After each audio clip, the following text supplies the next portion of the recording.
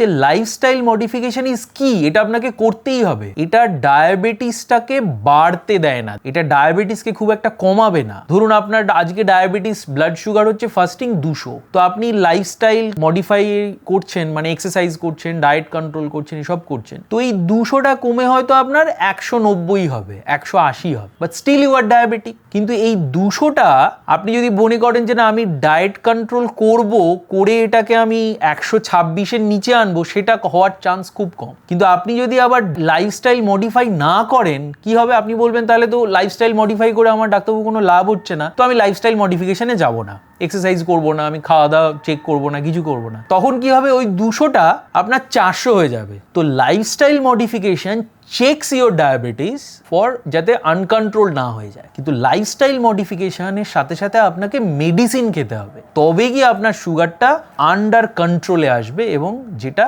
Fasting 126, পিপি 200 এবং HbA1c < 6.5, এই টার্গেটটা আপনাকে রিচ করতে হবে।